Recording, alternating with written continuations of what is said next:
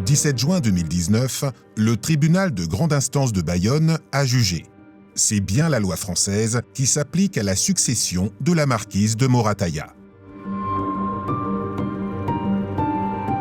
Soledad Cabeza de Baca, marquise de Moratalla, est décédée à l'automne 2017.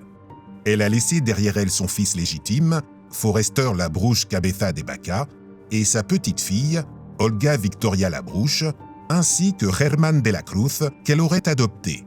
Mais cette adoption pose problème. Elle serait intervenue en 1988, mais n'a été enregistrée ni en Suisse, ni en France. Quelques années avant le décès de la marquise, un homme clé s'est positionné du côté de Germán de la Cruz, afin de préserver ses propres intérêts. Suisse, tantôt banquier, tantôt avocat, Marcus Frey avait réussi pendant des années à conserver la mainmise sur toute la fortune de la marquise. C'est à cette période qu'est intervenue une manœuvre pour écarter Forester Labrouche de l'héritage auquel il pouvait légitimement prétendre, celui de sa propre mère. En effet, un testament, qui aurait été rédigé en Suisse en 2012, prévoit son exhérédation. Plusieurs faits, maintenant reconnus par la justice, remettent en question la légitimité de ce testament. D'une part, il a été rédigé à une période où la marquise de Moratalla était fragilisée par la maladie d'Alzheimer et perdait déjà la mémoire. D'autre part, parce que Germán de la Cruz a, comme par hasard, été désigné mandataire en cas d'incapacité de la marquise le jour même de la signature de ce testament. L'exécuteur testamentaire, bien sûr, était Marcus Frey. Surtout, déshériter Forester Labrouche serait allé à l'encontre de la volonté expresse et des ordres d'Olga et Isidro Martin Montis, ses grands-parents, qu'il avait désignés comme héritier principal de la fortune familiale et gardien de leur mémoire.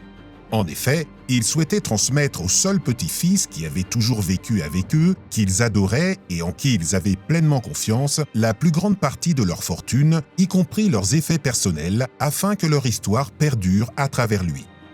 Ce souhait était aussi motivé par le fait que la marquise de Moratalla, dépensière et peu attentive à l'usage fait de son argent, pouvait être aisément manipulée par beaucoup de personnes et notamment par ceux qui, gérant toute la fortune, s'étaient octroyés au fil du temps les pleins pouvoirs et les moyens de la détourner à leur profit, Hugo Frey et son fils Marcus Frey. Gestionnaires des avoirs au décès d'Olga et Isidro Martin Montis, les Frey père et fils, en trompant Forester et en manipulant Soledad, ont pu planifier patiemment et méthodiquement la captation de la fortune familiale. Durant 18 ans, ils avaient dissimulé à Forester Labrouche, l'héritier principal, les testaments de ses grands-parents et donc l'étendue de ses droits.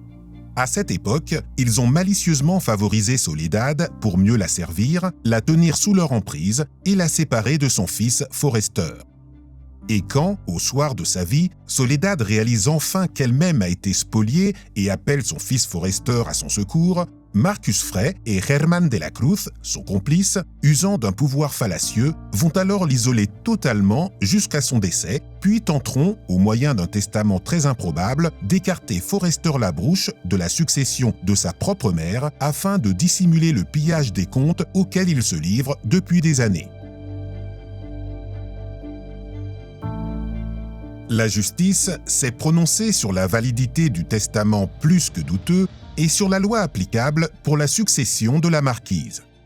En effet, afin de déshériter Forester Labrouche, le testament sollicitait l'application du droit suisse, pays où exerce Marcus Frey, la loi française ne permettant pas de déshériter ses propres enfants.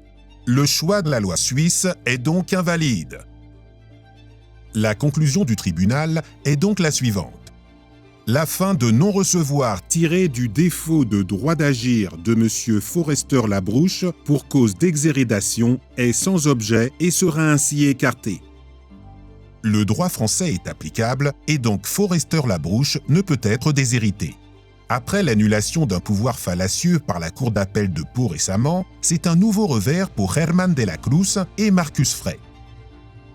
C'est aussi une victoire sur les frères père et fils qui, par des tentatives de manipulation, dissimulation répétée, organisèrent la spoliation de Forester Labrouche depuis le décès en 1980 de sa grand-mère, Olga Martin-Montis. Il faut croire que ce testament brûlait les doigts de son auteur, Marcus Frey, dès la contestation de Forester Labrouche pour qu'il renonce précipitamment au rôle d'exécuteur testamentaire qu'il s'était attribué et fasse démissionner tous ses amis remplaçants. Lui qui, au moyen de pouvoirs fallacieux et d'un testament douteux, voulait faire croire que la marquise avait pleinement confiance en lui seul, n'est même pas venu à ses obsèques et n'a pas daigné envoyer une seule fleur.